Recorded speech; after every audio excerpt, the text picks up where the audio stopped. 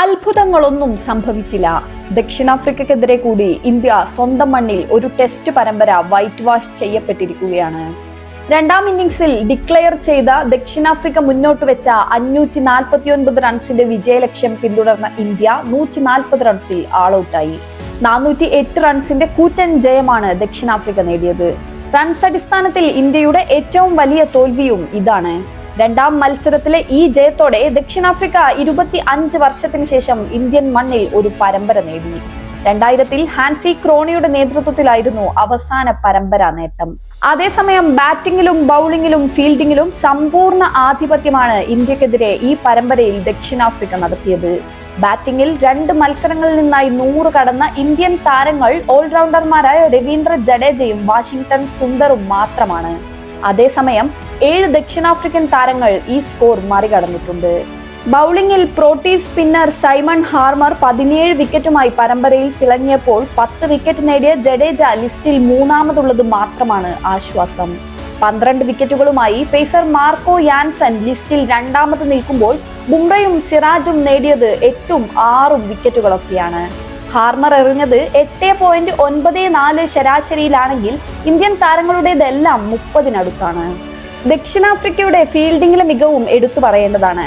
പരമ്പര സീൽ ചെയ്ത സിറാജിനെ പുറത്താക്കിയുള്ള യാൻസിന്റെ ക്യാച്ചും നിതീഷ് കുമാർ റെഡ്ഡിയെ പുറത്താക്കാൻ എയ്ഡൻ മാർക്രം എടുത്ത ക്യാച്ചും ഹിസ്റ്ററിയിലെ തന്നെ മികച്ച ക്യാച്ചുകളിൽ പെടും. ഈ ഒരൊറ്റ മത്സരത്തിൽ 8 ക്യാച്ചുകളാണ് എയ്ഡൻ മാർക്രം നേടിയത്. ഒരു ടെസ്റ്റ് മത്സരത്തിൽ ഏറ്റവും കൂടുതൽ ക്യാച്ച് എന്ന റെക്കോർഡും ഇതോടെ മാർക്രം സ്വന്തമാക്കി. മറുവശത്ത് ക്യാച്ച് കൈവിടുന്നതും മാത്രമല്ല, റൺസ് തടയുന്നതിലും പൊളിഞ്ഞ ഫീൽഡിംഗ് ആണ് ഇന്ത്യ നടത്തിയത്. ഏതായാലും ഈ വൈറ്റ് വാഷ് തോൽവിയോടെ BCCIക്ക് നിലവിലെ ടെസ്റ്റ് ടീമിനെ കുറിച്ച് ചിലതെല്ലാം തീരുമാനിക്കേണ്ടി വരും. പ്രത്യേകിച്ച് പരിശീലകൻ ഗൗതം ഗംഭീറിന്റെ കാര്യത്തിൽ. 2024-ൽ ചുമതലയേറ്റ ശേഷം ഗംഭീറിന് ടെസ്റ്റിൽ വലിയ വിജയമൊന്നും ലഭിച്ചിട്ടില്ല. താരതമ്യേന കുഞ്ഞൻ ടീമുകളായ ബംഗ്ലാദേശ്, വെസ്റ്റ് ഇൻഡീസ് ടീമുകളോടാണ് ഇന്ത്യ ഈ കാലയളവിൽ പരമ്പര ജയിച്ചത്. ന്യൂസിലാൻഡിനെതിരെ 3-0 വൈറ്റ് വാഷ് ചെയ്യപ്പെട്ടു. തുടർന്ന് ഓസ്ട്രേലിയയിൽ 3-1 പരാജയപ്പെട്ടു. ഇംഗ്ലണ്ടിനെതിരായ പരമ്പര 2-2 സമനിലയിൽ അവസാനിച്ചു. ഇപ്പോൾ ദക്ഷിണാഫ്രിക്കയോടും വൈറ്റ് വാഷ്. 2000 മുതൽ ഇന്ത്യയുടെ ഹോം ടെസ്റ്റ് വിന്നിംഗ് പെർസെന്റേജ് 70-ന് മുകളിലാണെങ്കിൽ ഇപ്പോഴത് 30-ൽ താഴെയാണ്.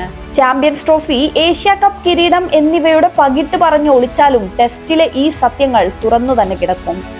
ഗംഭീറിന്റെ അനാവശ്യമായ പരിഷ്കാരങ്ങൾ തന്നെയാണ് ഇതിന് ഒരു പരിധി വരെ കാരണം. തലമുറ മാറ്റം എന്ന പേര് പറഞ്ഞ് രോഹിത് ശർമ്മയെയും വിരാട് കോഹ്ലിയെയും അശ്വിനെയും പൂജാരയെയും എല്ലാം പുകച്ച് പുറത്തു ചാടിച്ചത് മുതൽ തുടങ്ങുന്നു ഇത്.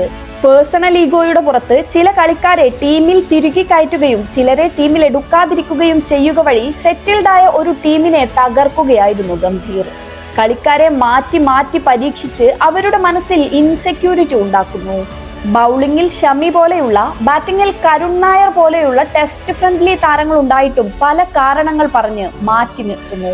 ചിലർക്ക് അമിത പരിഗണന നൽകുന്നു. ഒരു ഹെൽത്തി ഡ്രസ്സിംഗ് റൂമാണ് ടീം വിജയങ്ങളുടെ ആണിക്കല്ല്. തങ്ങളുടെ ടീമിലെ റോളിനെ കുറിച്ചും പൊസിഷനെ കുറിച്ചും ധാരണയുണ്ടായിരിക്കുക എന്നത് ഒരു മിനിമം റിക്വയർമെന്റ് ആണ്. കളിക്കാരെ പ്രഷറൈസ് ചെയ്ത് ഒരു ടീമിനെ മുന്നോട്ട് പോകാൻ പറ്റില്ല. താരങ്ങൾ ശരാശരിക്ക് മുകളിലുള്ളവരാകാമെങ്കിലും പലരുടെയും ബിലോ ആവറേജ് പ്രകടനത്തിന് കാരണം ഈ പ്രഷറാണ്. മുൻപുണ്ടായിരുന്ന selectors coach captain combo dressing room relaxed ആക്കാനും പ്ലെയർ സെലക്ഷനിൽ കണ്ടിന്യൂറ്റി കൊണ്ടുവരാനും കളിക്കാരുടെ റോളുകൾ സ്ഥിരപ്പെടുത്താനുമാണ് ശ്രമിച്ചുകൊണ്ടിരുന്നത്. അതിന്റെ റിസൾട്ട് കിട്ടുകയും ചെയ്തിരുന്നു. ഏതായാലും ടെസ്റ്റിലെങ്കിലും ഗംഭീറിന്റെ കാര്യത്തിൽ ടീം മാനേജ്മെന്റ് ഒരു അടിയന്തര നടപടി എടുക്കുമെന്ന് പ്രതീക്ഷിക്കാം. അല്ലെങ്കിൽ ഇനി അസോസിയേറ്റ് രാജ്യങ്ങൾക്ക് കൂടി തോൽപ്പിക്കാൻ പറ്റുന്ന ടീമായി ഇന്ത്യ മാറും.